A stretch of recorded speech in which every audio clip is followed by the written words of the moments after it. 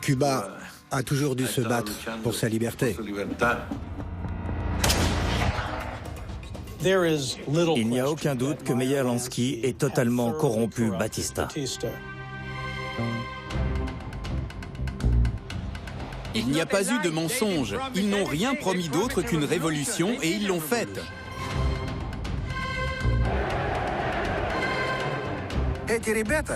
La destinée de ces hommes était de devenir des martyrs ou des héros de la nation.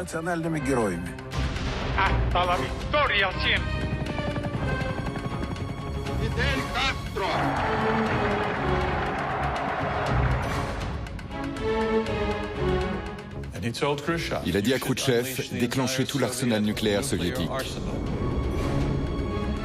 Apocalypse.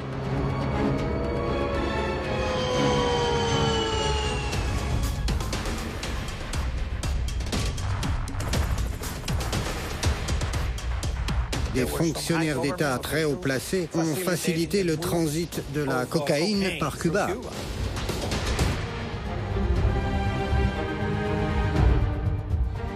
Cuba ne se mettra jamais à genoux.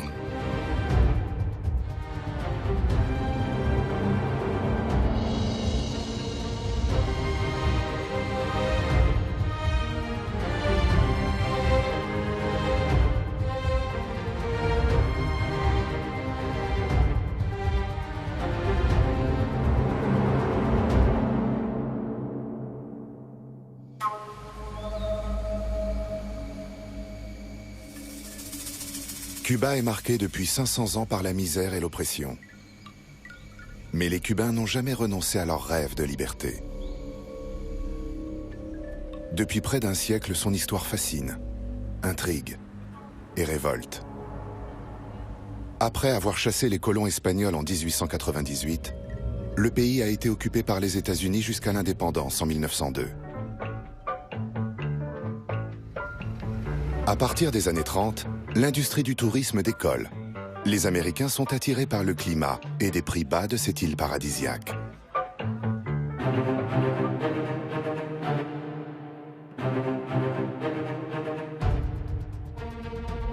Élu démocratiquement en 1940, le général Fulgencio Batista n'est pas encore un dictateur. Pour la première fois, un natif trône à la tête de l'État.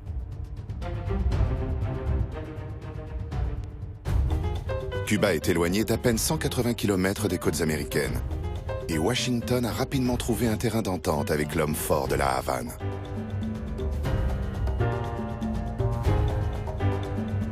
Les multinationales américaines misent sur le sucre cubain. Batista est reçu en grande pompe par le président Franklin Roosevelt. L'économie cubaine est stimulée par la puissance américaine.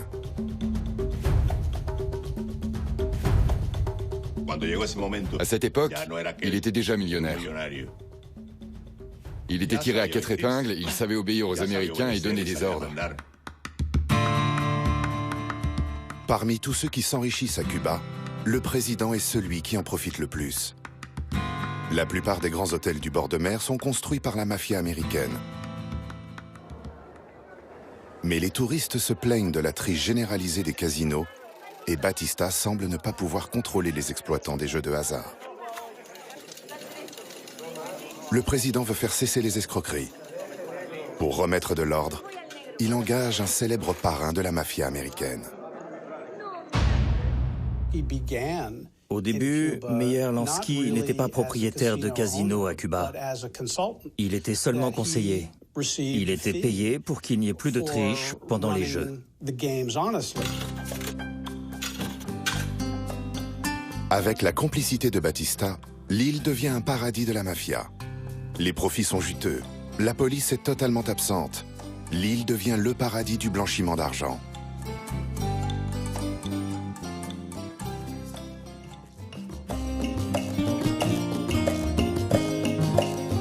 En 1940, Fidel Castro est âgé de 14 ans. Fidel est debout à droite du cadre, un crayon dans la bouche. Il est encore à l'école. Il est envoyé en internat avec son frère Raoul. Les deux fils d'un propriétaire aisé de plantations de sucre fréquentent un lycée en vue de Santiago de Cuba, dans l'est de l'île. C'est une école pour garçons. Castro, chez les jésuites, il était réputé en tant qu'athlète, en tant que sportif. Donc on sent bien que c'est un homme, que son gabarit le montre, un homme qui avait besoin d'exprimer quelque chose de physique.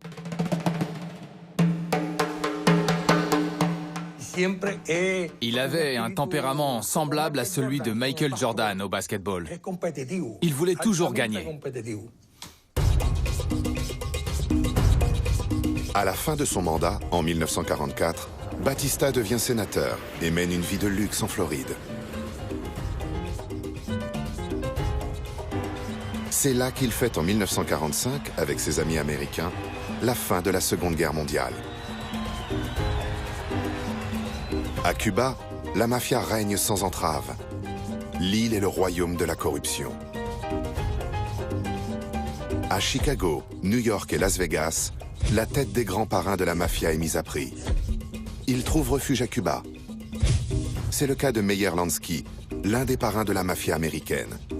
Cynthia Duncan et sa petite fille. Les types ramassent des millions à la Havane. Ils sont heureux, engraissent à force d'être gavés. Ils construisent à la Havane, tout est embelli, les bâtiments sont restaurés. Les plages deviennent magnifiques. De son côté, Fidel Castro entre à l'université et étudie le droit. Juriste était un métier typique. Droit et médecine étaient les études phares à Cuba. Et il aimait la confrontation. Pour lui, c'était un moyen d'atteindre le pouvoir politique. En d'autres mots, il fallait d'abord être avocat avant de devenir un leader politique. Castro est un ambitieux. Il s'installe comme avocat. Il défend les pauvres, il est plein d'idéalisme et se bat pour la justice devant les tribunaux. Mais il échoue. Castro l'avocat fait faillite, car il n'a jamais réclamé d'honoraires. Mais en privé, il a de nouvelles ambitions. Il veut se marier. Il fait la connaissance de ma sœur. Elle étudiait la philosophie à l'université, tandis qu'il était en droit. Ils étaient jeunes. En 1948, Fidel Castro épouse Mirta Díaz Balart. Le père richissime de la mariée leur offre une lune de miel à New York. Mon père se doutait qu'il était un révolutionnaire. Et il pensait que ça allait être très dur pour eux de vivre avec ça. Et il avait raison.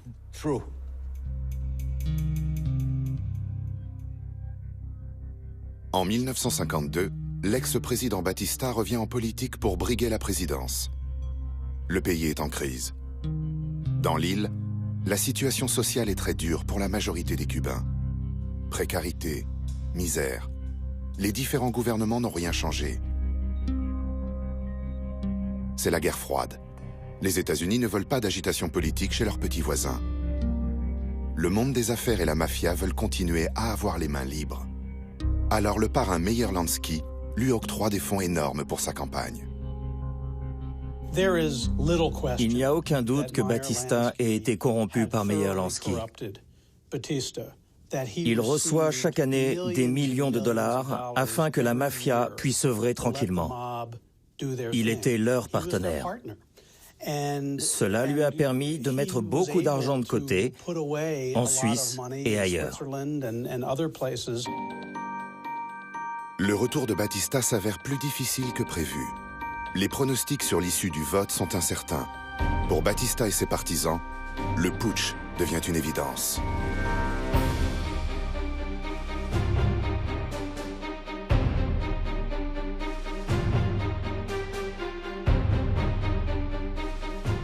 Personne n'a bronché. Le 10 mars 1952, personne n'a rien fait. Même pas les communistes. La dictature Batista est en marche. Toutes les lois démocratiques sont abrogées. La présence de la police est renforcée. Batista n'a plus aucune idée politique. Toute contestation est réprimée dans la violence. Et là, dans une sorte de montée de testostérone, on pourrait dire, Beaucoup de jeunes gens comme moi sont entrés en résistance contre Batista.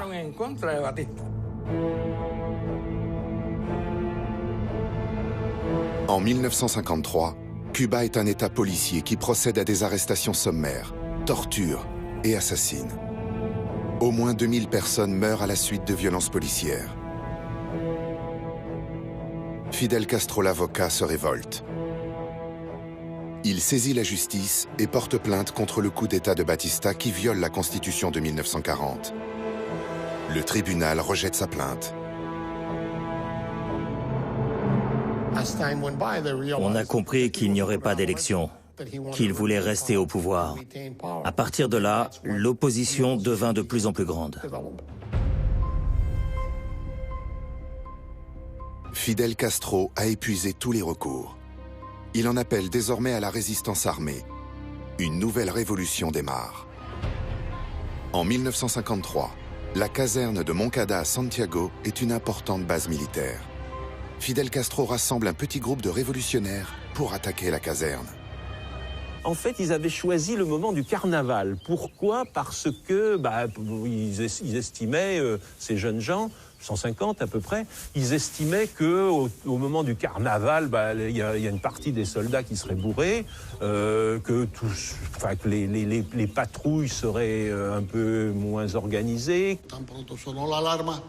Aussitôt que l'alarme a été donnée, ils mettent en place les mesures de défense, comme dans n'importe quelle autre caserne militaire. Et celle-ci était la deuxième plus grande et plus puissante de Cuba. Nous avons tiré tout le temps. L'attaque par surprise a échoué et nous avons continué à tirer jusqu'à épuisement des munitions. «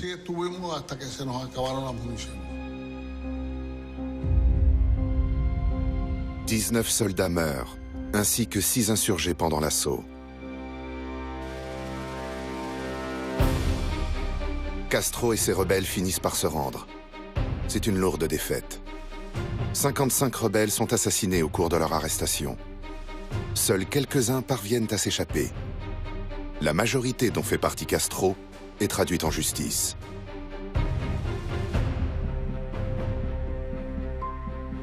Personne ne s'attend à un procès équitable. La révolution est anéantie et l'État va faire la preuve de sa toute-puissance.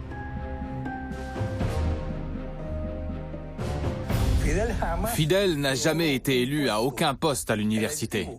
Il a toujours perdu. Mais l'attaque qu'il a menée sur la caserne de Moncada est restée dans l'histoire. Le 16 octobre 1953, Fidel Castro est jugé. Il plaide sa défense avec passion et affirme que l'histoire lui pardonnera. Le tribunal condamne Fidel Castro, son frère Raúl et les autres rebelles à 15 ans de prison. Le beau-père de Fidel Castro, Rafael José Díaz-Balart, est ministre de Batista. Les adversaires de Castro affirment que c'est la raison pour laquelle Fidel échappe à la mort. Díaz-Balart était ministre sous Batista et lui a dit « Fidel est marié avec ma fille et tu les fais tous exécuter. Fais quelque chose pour le laisser en vie. »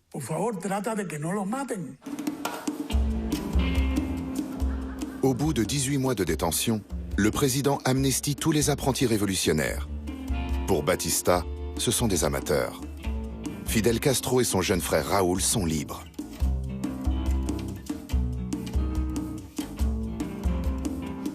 Le 26 juillet 1955, il crée le mouvement du 26 juillet. L'amnistie est assortie d'une condamnation à l'exil. Les jeunes révolutionnaires choisissent le Mexique. Fidel Castro y fait une rencontre déterminante. Fidel Castro et Che Guevara se rencontrent un soir chez des Mexicains plutôt favorables à la révolution mexicaine d'abord, bien sûr, à l'esprit révolutionnaire en général, au sentiment nationaliste latino-américain, au sentiment anti-américain qui est un peu la même chose que le sentiment nationaliste en Amérique latine. Che Guevara a 27 ans lorsqu'il rencontre les Castro. Che devient le théoricien du nouveau trio. Fidel et Raúl sont les moteurs du passage à l'acte. Che s'entend particulièrement bien avec Raúl. Ils sont communistes. Raúl s'est déjà rendu plusieurs fois à des rencontres des jeunesses communistes en Europe de l'Est. Au cours de l'un de ces voyages, Raúl est approché par un collaborateur de l'ambassade soviétique. J'ai rencontré le jeune homme par hasard. Il avait à peine 22 ans. Nous étions tous les deux passagers sur le paquebot André Agriti qui partait de Gênes pour l'Amérique latine. Sa cabine était à côté de la mienne. On avait le même âge et on parlait espagnol. Au Mexique, le KGB aide le petit groupe de révolutionnaires. Fidel Castro a pour objectif de rentrer à Cuba pour y déclencher une révolution. Le colonel Leonov est donc l'homme chargé des guérillas sud-américaines au profit donc de Moscou. Fidel Castro est persuadé que tous les Cubains se rangeront du côté des rebelles. Mais contrairement à Che Guevara et à Raúl, il n'adhère pas encore à l'idée d'une révolution communiste. Pendant que ces hommes poursuivent leur formation militaire, Fidel part aux États-Unis pour trouver des soutiens financiers.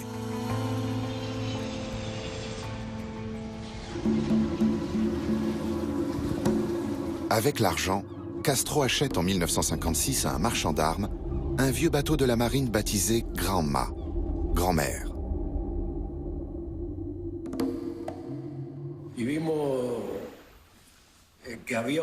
Lorsqu'on a vu le bateau pour la première fois, on ne voyait rien et il y avait du brouillard.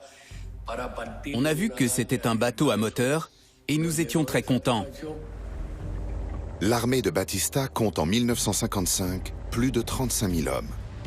Avec les États-Unis, Batista peut compter sur un partenaire puissant. Castro ne se laisse pas intimider.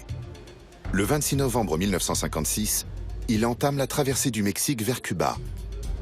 Avec plus de 70 hommes à bord, les armes et les provisions, le bateau était en surcharge. Bien sûr, nous étions très excités. À l'époque, en 1956, on disait qu'on allait gagner la liberté ou bien devenir des martyrs.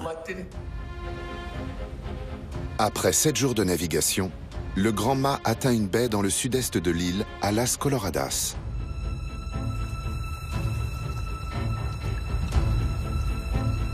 Les Castro, Che Guevara et leurs 70 hommes débarquent. L'équipage est accueilli dès l'aube par le feu nourri de l'armée de Batista.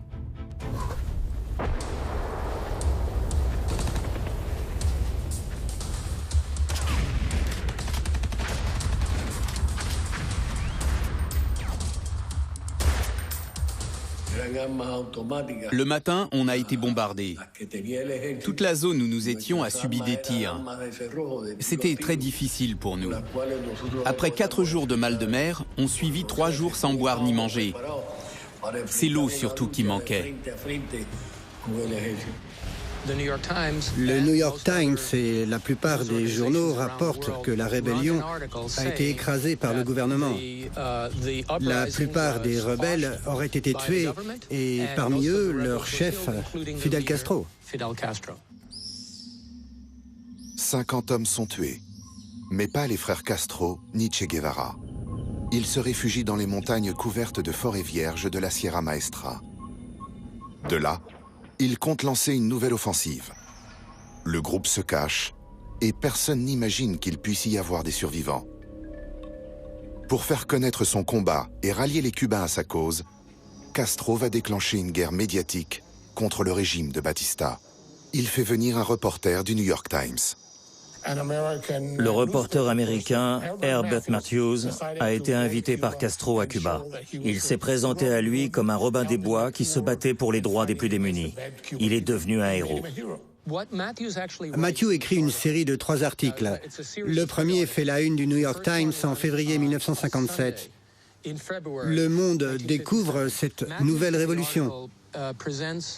Matthew décrit Castro comme un Robin des Bois qui vient en aide aux pauvres gens et qui veut restaurer la constitution démocratique cubaine, tout en restant l'ami des États-Unis. La légende de Fidel Castro est née. Après la presse écrite, il fait venir les caméras. Pour faire croire à une armée nombreuse, il met en scène sa toute petite troupe. Ses 18 compagnons font des allers et retours dans la forêt pour faire croire aux journalistes à l'existence d'une grande armée. Les reporters jouent le jeu du révolutionnaire. Déjà, Fidel Castro, il comprend, on est dans les années 50, ce sont les débuts de la télévision, donc de l'ère médiatique. Et il fait partie de ceux qui ont compris qu'on gagne en politique en jouant sur les médias. Castro parvient à duper tout le monde. Dans la presse américaine, il se présente comme l'ami des États-Unis. À Cuba, il décrit les Américains comme des envahisseurs. En 1958, les Américains jouent sur les deux tableaux. Ils continuent de miser sur Batista, mais soutiennent discrètement Castro. La guérilla est aussi aidée par l'URSS.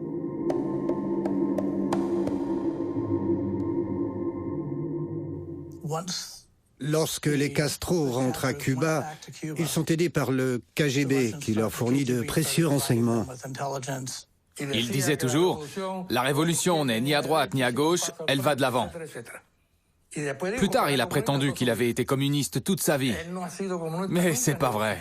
C'était un grand opportuniste. De part et d'autre, on ne se fait aucun cadeau. La guérilla ne fait pas de prisonniers. Les hommes de Batista sont sommairement exécutés. L'armée de Batista, quant à elle, assassine les paysans qu'elle soupçonne de soutenir Castro. Je travaillais dans un champ lorsque j'ai entendu des tirs. Je me suis caché derrière un arbre.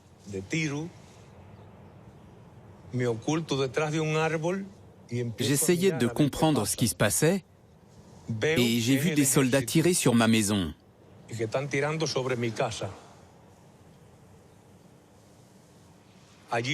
J'avais bien trop peur pour faire quelque chose.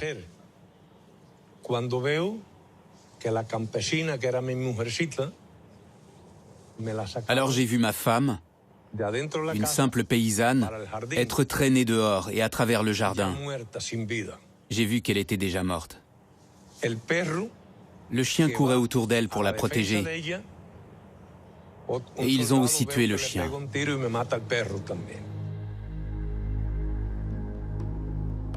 Le paysan Dariel Alarcón se rallie aux révolutionnaires et leur fournit des vivres.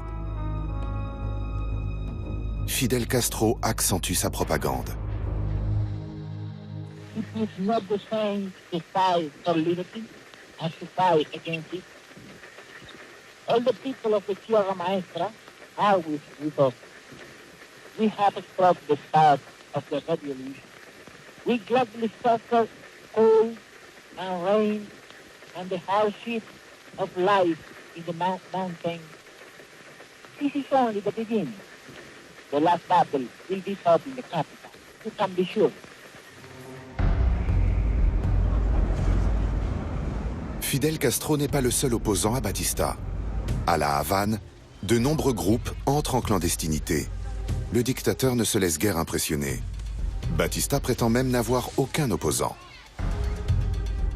Il n'a pas tout à fait tort. Si Castro est une star médiatique, personne ne se doute à quel point son armée est minuscule.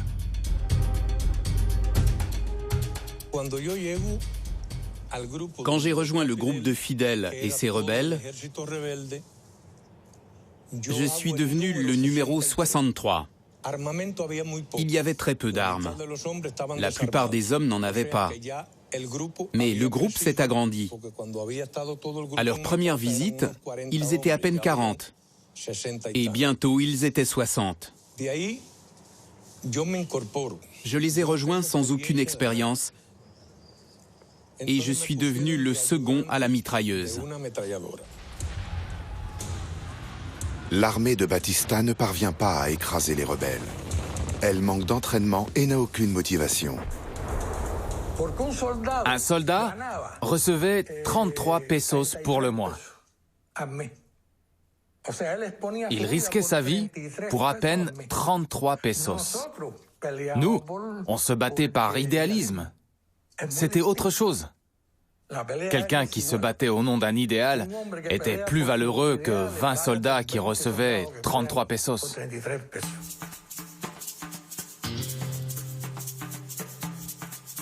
Che Guevara était venu en tant que médecin sur l'île pour soigner les rebelles blessés. Il se bat aussi en première ligne et fonde la radio pirate Radio Rebelde, qui devient le porte-voix de la révolution. Conociendo solamente a través de la acción y del pensamiento de nuestro jefe Fidel Castro. Durante todos los meses, ya son 16 los meses que hemos estado en la Sierra Maestra, han venido periodistas de muchas partes del mundo y se han preocupado de la parte, digamos, anecdótica de esta guerra de guerrilla. Hoy aprovecho la oportunidad de la visita de un periodista cubano para dar al pueblo de Cuba el primer saludo que tengo oportunidad de dar. Grâce au Che et à son idée de radio, Fidel devient une star à Cuba. Les émissions grossissent les rangs des rebelles d'une centaine de nouveaux combattants. Au cours de l'été 1958, le groupe annonce une grande offensive. Au printemps 58, on se sentait déjà fort.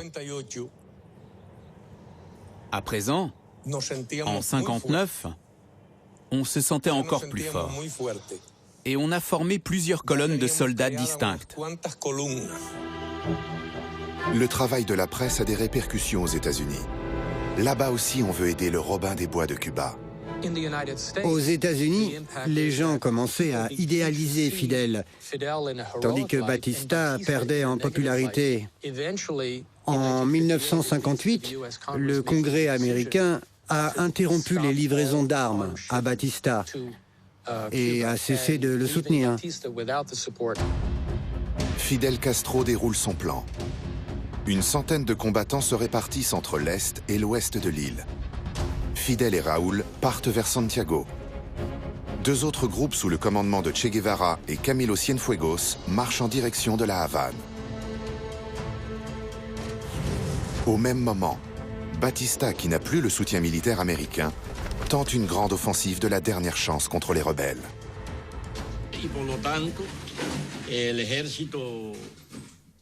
L'armée avait planifié une opération dénommée FF, fin de Fidel. Vous comprenez? C'était une opération qui comptait plus de 20 000 soldats pour écraser les guérilleros. Fidel Castro, c'est le roi de la manipulation médiatique. Il est déjà dans une logique de storytelling, Fidel Castro. Il est avocat. C'est un rhétoricien, c'est un homme qui sait raconter une histoire. Et il la raconte très très bien, ce qui fait qu'il arrive à tromper son monde. Et des opérations les plus médiocres, avec lui, deviennent des épopées. La victoire sur le terrain est pour Batista. Castro et ses hommes se sont enfuis devant l'armée à Santiago. Mais tout Cuba écoute la radio des rebelles qui annonce une grande victoire. Celle de Che Guevara, qui prend le contrôle de plusieurs wagons de marchandises remplis d'armes le 29 décembre à Santa Clara. Ce sera la plus grande victoire militaire des rebelles. Paniqués, les soldats de Batista désertent pour les rejoindre. Les commandants Fidel et Raúl Castro reprennent la route et marchent victorieusement sur Santiago.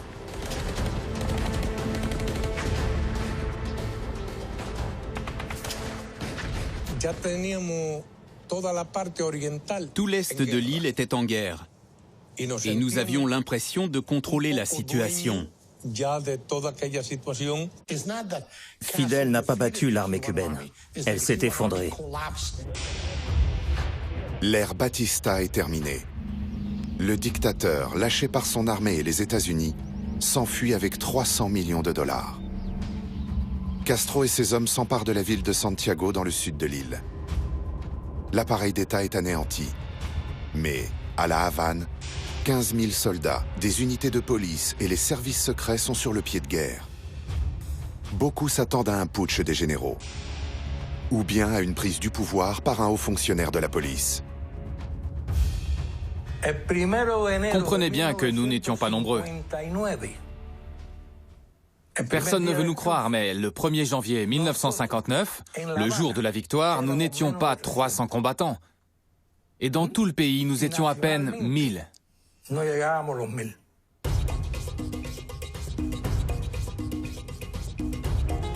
Les hommes du commandant Camilo Cienfuegos prennent la Havane le 2 janvier 1959.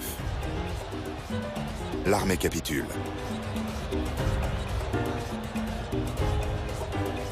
Batista entraîne dans sa fuite ses partisans et les mafieux qui contrôlaient les casinos de l'île. Ma grand-mère disait « Il faut partir, nous retournons à Miami ». Elle essayait de rester calme. J'avais 8 ans et je n'oublierai jamais cette descente dans l'ascenseur. Dehors, il y avait les soldats. Ils étaient vêtus de vert et partout c'était le chaos.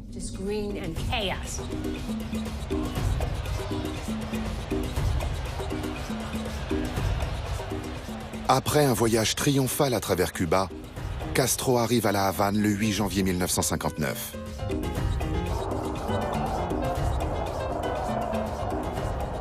Le soir même, il se présente aux habitants de la capitale. 400 000 personnes sont rassemblées. Il fait un grand discours. À un moment donné, il y a cette image extraordinaire où on voit des colombes blanches s'élever dans le ciel avec cette image christique de Fidel Castro. Ce qu'on ne voit pas, c'est qu'il y a à côté de lui, un peu en retrait, un homme qui a des appos et qui est donc quelqu'un qui manipule les colombes et qui les fait décoller quand bon lui semble.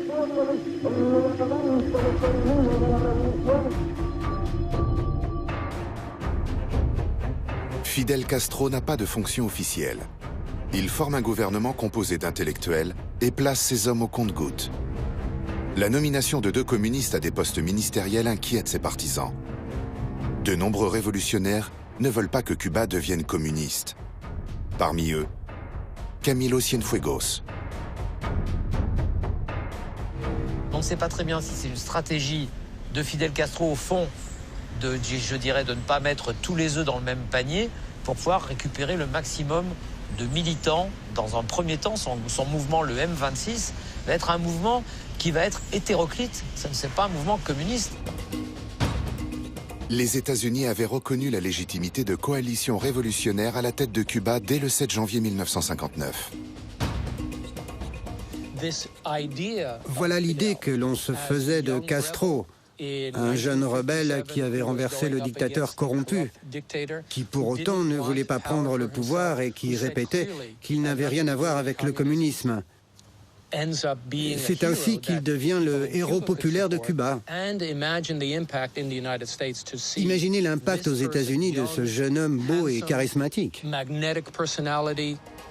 À ce stade, la bourgeoisie cubaine soutient Fidel et son gouvernement. Même les touristes continuent d'affluer à Cuba. En février 1959, 6 semaines après l'arrivée de Fidel Castro, le paquebot allemand MS Berlin fait son entrée dans le port de la capitale. À son bord se trouve une jeune femme allemande. La Havane était notre dernière escale. J'étais debout sur le pont parmi d'autres passagers. J'ai vu approcher un petit bateau avec à son bord de nombreux barboudos, des hommes barbus. Fidel a frappé à la coque et nous a fait comprendre qu'il voulait monter à bord. Et j'ai dit non, pas d'armes. Marita Lorenz a 19 ans et c'est la fille du capitaine. Castro et ses gardes du corps déposent leurs armes en montant à bord. Marita fait visiter le bateau au chef cubain. Je suis tombée amoureuse au premier regard. Je n'avais encore jamais ressenti ça. J'avais l'estomac noué et mon cœur tambouriné. Mon Dieu, je n'avais encore jamais eu de petit ami et je pensais, non, pas lui, pas ce soldat, ici sur cette île. Mais il me regarda, me sourit et me prit la main. Le soir même, le MS Berlin quitte la Havane. Mais cette première rencontre est le début d'une histoire d'amour passionné. Il m'a dit « Tu sais qui je suis ?» J'ai répondu « Non, je ne m'intéresse pas à la politique. Je voyage autour du monde. Je suis Cuba. » Et il a dit « Je suis Fidel Castro Ruz. Je viens de la Sierra Maestra. Et je viens remettre de l'ordre. »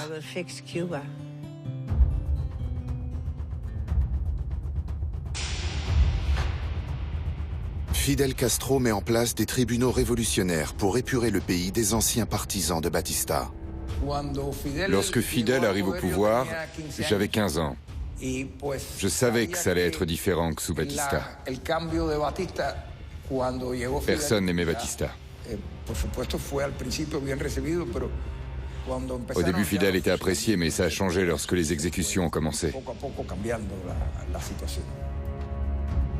Les procès sont publics. Mais devant les milliers de spectateurs du plus grand stade de la Havane, la justice tourne à la farce. Ce ne sont plus seulement les bourreaux de Batista qui sont envoyés devant les tribunaux. Il suffit d'une simple accusation pour être condamné. La justice devient expéditive. Che Guevara est l'un des commandants chargés des basses besognes du nouveau régime. Les estimations sont de 3000 morts. Enfin, ceux qui ont été exécutés, c'étaient les sbires de l'ancien régime. Mais de qui il s'agissait précisément, personne ne le sait. Le 16 février 1959, Castro sort de l'ombre et devient Premier ministre. Il cumule tous les pouvoirs. Les élections ne sont pas à l'ordre du jour. Il lance des réformes. Il promulgue une réforme agraire. Les grandes propriétés sont expropriées. Les Américains et les riches cubains sont les plus touchés. Washington proteste contre et menace l'île de sanctions et de geler les relations entre les deux États. Devant ces sombres perspectives, des milliers de Cubains commencent à quitter l'île. Pour rassurer les États-Unis, Castro se rend en avril 1959 à Washington. Il souhaite rencontrer le président Eisenhower. Pour de nombreux Américains, il est une star. Mais les exécutions et les expropriations inquiètent le président américain.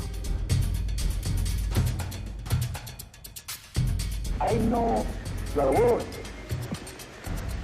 First of all, we are communists. But we are not communists. Very clear. Aux côtés de Fidel à Washington se tient Marita Lawrence, devenue entre-temps sa maîtresse. Il était furieux que Eisenhower ne veuille pas le recevoir, même pour prendre un café. Le président américain préférait jouer au golf. Il n'aimait pas l'uniforme de Fidel.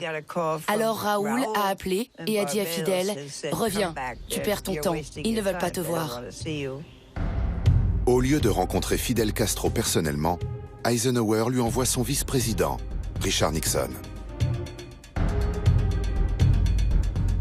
Il semble bien que ce soit dès l'entrevue d'avril 1959 entre Fidel Castro et Nixon que Nixon est vraiment été celui qui a compris que Castro était au fond anti-américain, sinon communiste.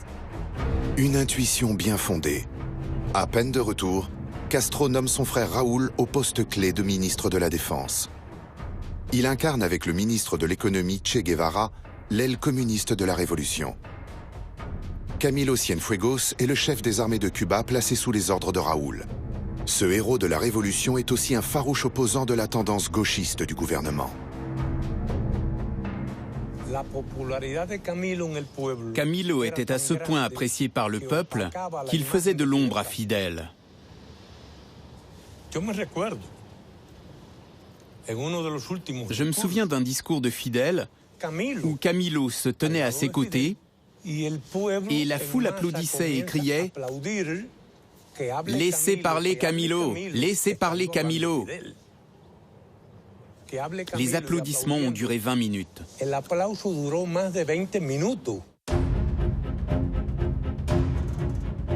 Le 28 octobre 1959, Camilo Cienfuegos doit se rendre à la Havane en avion. Il doit retrouver Fidel pour préparer l'avenir de Cuba. Son avion n'est jamais arrivé. Ni l'épave, ni le corps de Cienfuegos ne sont retrouvés.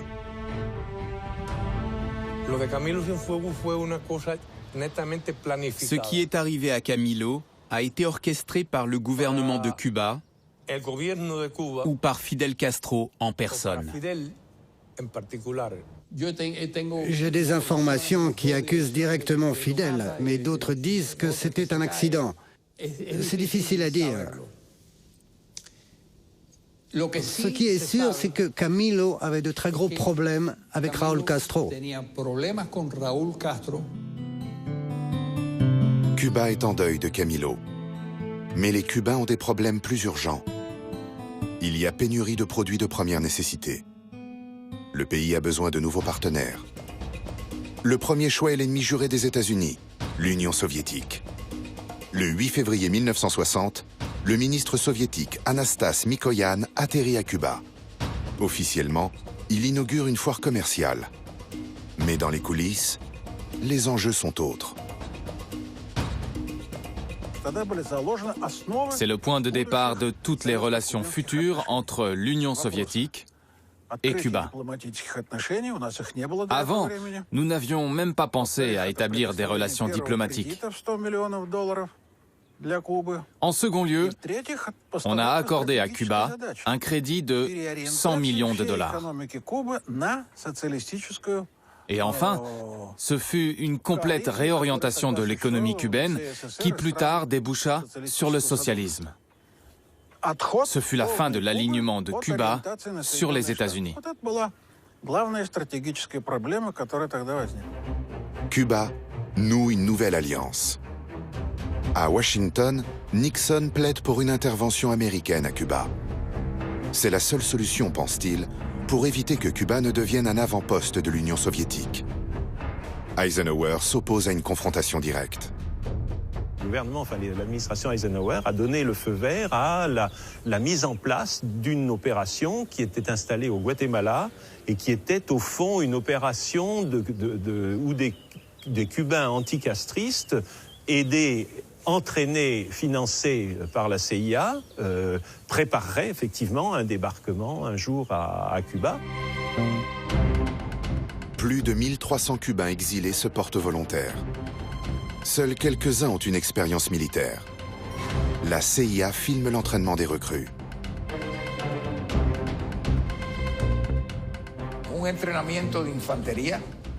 Nous avons été entraînés aux tactiques d'infanterie et au saut en parachute. Nous avons également été formés à l'utilisation d'armes lourdes. Certains ont appris à conduire un char. Nous disposions de 5 chars pour l'invasion. Il y avait aussi une force aérienne qui a été entraînée indépendamment de nous. Cette force peut aussi compter sur des soutiens à l'intérieur de Cuba. De nombreux anciens combattants de Castro se sont retournés contre lui. Ils se cachent dans la région de l'Escambray, au nord-ouest de l'île. Ils attendent le signal de la contre-révolution. Fidel Castro n'ignore rien de tout cela. Le gouvernement cubain, ou plutôt Fidel, laissa tous les contestataires fuir dans les montagnes de l'Escambray. Pourquoi? Pour les avoir tous rassemblés au même endroit. Parmi les contre-révolutionnaires, il n'y a pas que des vétérans de Castro. Il y a aussi de nombreux soldats de Batista et de simples paysans.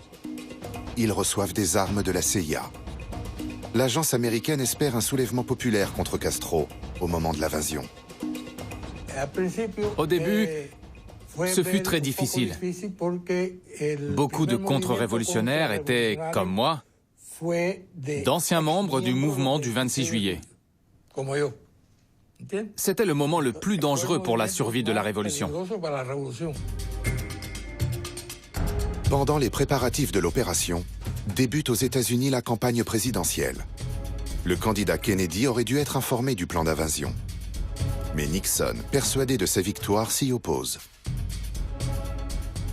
Peu avant les élections, en septembre 1960, Fidel Castro s'envole pour New York. Il doit s'adresser aux Nations Unies. Le peuple américain lui fait un accueil triomphal. À ses yeux, il est toujours le Robin des Bois. Il n'y a pas de meilleur comédien que Fidel Castro. Il a rendu la chambre très chère qu'il occupait dans un 4 ou 5 étoiles. Et il est allé habiter dans l'hôtel Teresa, dans le quartier afro-américain de Harlem.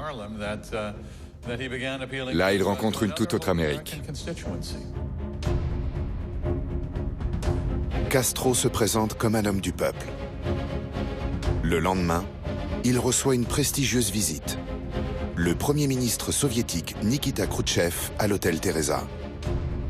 C'est une rencontre stupéfiante parce que d'abord Castro fait 1m95, Khrouchtchev doit faire 1m65. Donc quand Castro prend Khrouchtchev dans ses bras, on a l'impression un peu d'un plantigrade qui est en train d'essayer d'étouffer le plantigrade étant non pas l'ours soviétique mais étant Castro, en train d'étouffer un homme qui se serait imprudemment aventuré sur son territoire.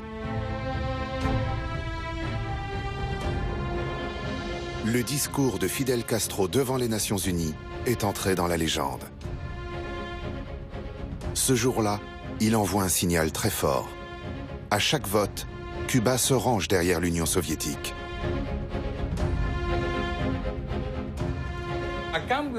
Fidel Castro voulait survivre.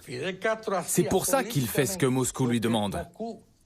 Il disait que l'Union soviétique était formidable, que le communisme était formidable. Il n'avait pas le choix, car l'Union soviétique le soutenait à la fois économiquement et militairement.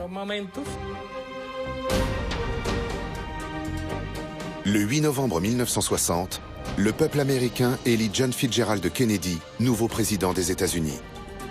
Ce n'est qu'une fois élu que Kennedy est informé du plan d'invasion de Cuba.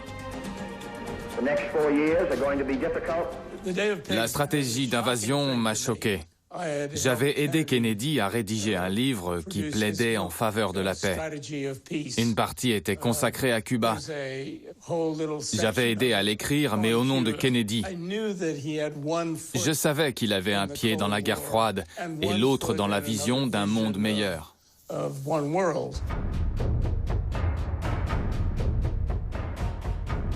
Le 4 avril 1961, Kennedy donne son feu vert à une condition. Le débarquement se fera avec un appui aérien très réduit.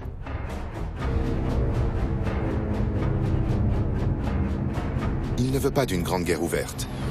Le 15 avril 1961, des bombardiers sans nationalité détruisent des avions cubains.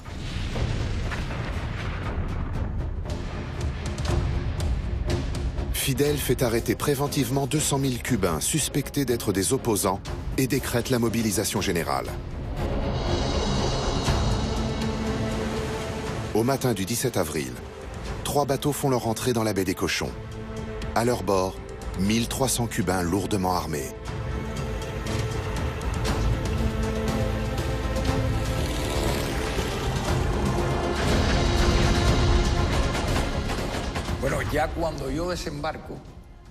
J'ai sauté du bateau à l'aube. Il y avait déjà des tirs nourris. On a descendu un avion de Castro, un Sea Fury, qui est tombé à côté de notre bateau. On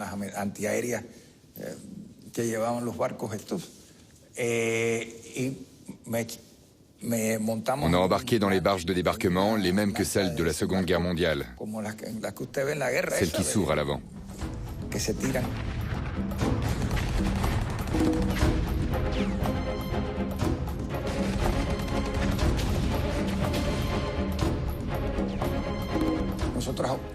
La plage était sous notre contrôle, ainsi que tout le secteur qui nous avait été confié. La riposte de Castro a été terrible. On s'est retiré lorsque ces chars sont arrivés sur la plage. Nous n'avions que des fusils. On n'avait plus aucune chance. 114 exilés cubains meurent lors de l'assaut. Plus de 1200 sont faits prisonniers. Du côté cubain, les pertes sont beaucoup plus élevées. Plus de 4000 hommes meurent ou sont grièvement blessés. Castro triomphe. Même s'il connaissait tous les plans d'invasion depuis longtemps, il sait qu'il doit cette victoire à l'absence de soutien aérien américain. Du coup, c'est la première grande défaite américaine depuis le début de la guerre froide. elle unit les Cubains derrière leur leader. Ça a légitimé Castro et la révolution comme jamais. L'opposition a été balayée. Environ 100 000 Cubains ont été jetés en prison. La révolution cubaine a gagné en respect, surtout en Amérique latine. Fidel était regardé comme un héros, le plus grand désormais dans cette région.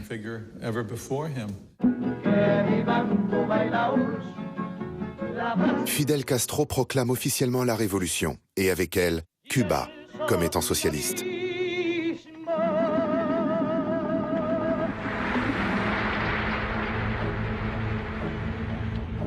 Le président américain Kennedy endosse la responsabilité de cet échec militaire et politique. Il projette de nouveaux plans. Je crois que nous nous sommes retrouvés coincés dans cette logique parce que ce fiasco a été vécu par les Kennedy comme une atteinte à leur virilité.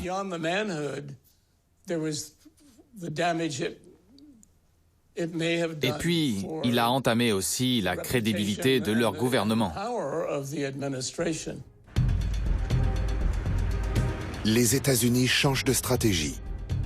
Ils lancent une guerre secrète en vue d'assassiner Castro. Avant la Révolution, la mafia contrôlait les casinos de la Havane avant qu'ils ne soient interdits. Le gouvernement américain veut exploiter cette vieille animosité. Ils sont allés trouver la mafia pour assassiner Castro. Ce qui s'est passé ensuite est un classique de la mafia. Ils ont pris l'argent du gouvernement et ils n'ont même pas essayé de le tuer. Mais Kennedy persiste. Il ordonne à la CIA d'imaginer d'autres solutions pour éliminer Castro.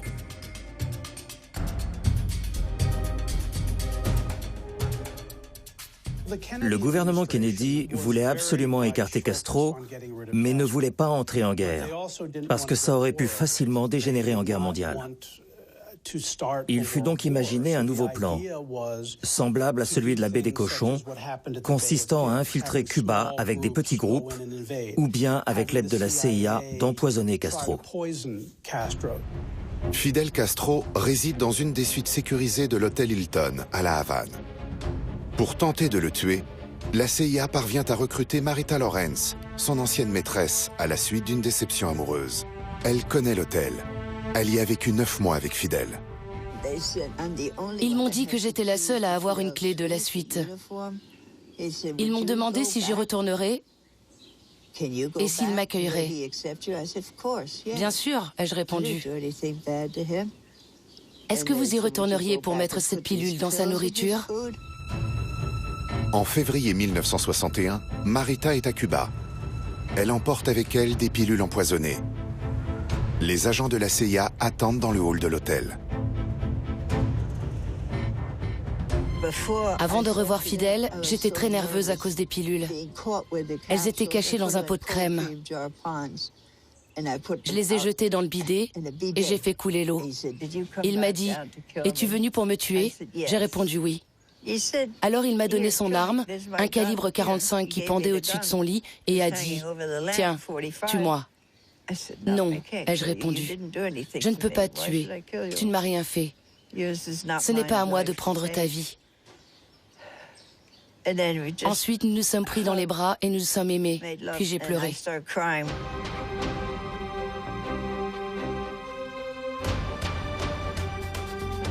Marita Lawrence rentre aux États-Unis. Les échecs militaires contre Cuba et les nombreuses tentatives d'assassinat renforcent le pouvoir et le prestige de Castro. Il est invincible, et chaque attentat déjoué contre lui renforce un peu plus l'efficacité de ses services secrets. Les services d'espionnage cubains sont beaucoup sollicités, comme le raconte pour la première fois l'un de ses fondateurs. J'ai personnellement déjoué 3 attentats. L'un avait été instigé par la CIA et les 2 autres, on n'a pas su. C'était très réaliste. Fidel aurait pu y perdre la vie. Je ne connais pas d'autres tentatives de ce genre. À Cuba, on dit qu'il y aurait eu 600 ou 700 attentats.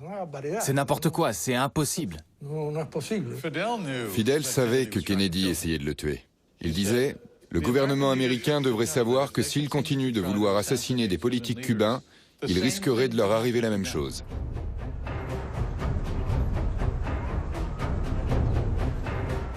Kennedy poursuit ses actions anti-Castro. Le 7 février 1962, il impose un embargo total des États-Unis à l'encontre de Cuba. Le reste du monde et l'URSS ne sont pas concernés par l'embargo. Kennedy confie en plus à ses militaires le soin de planifier une nouvelle invasion. L'opération est appelée Ortsac, Castro à l'envers. Le débarquement est testé en 1962 à Porto Rico.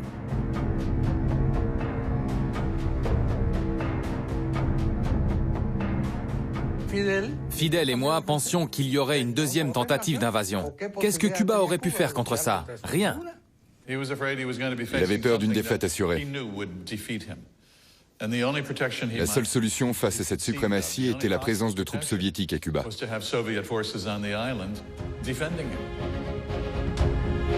Les relations entre Cuba et les États-Unis n'ont jamais été aussi mauvaises. L'escalade militaire bat son plein. Va-t-elle aller jusqu'à une confrontation directe avec les États-Unis? Jusqu'où l'URSS est-elle prête à agir pour protéger son nouvel allié à 180 km des côtes américaines?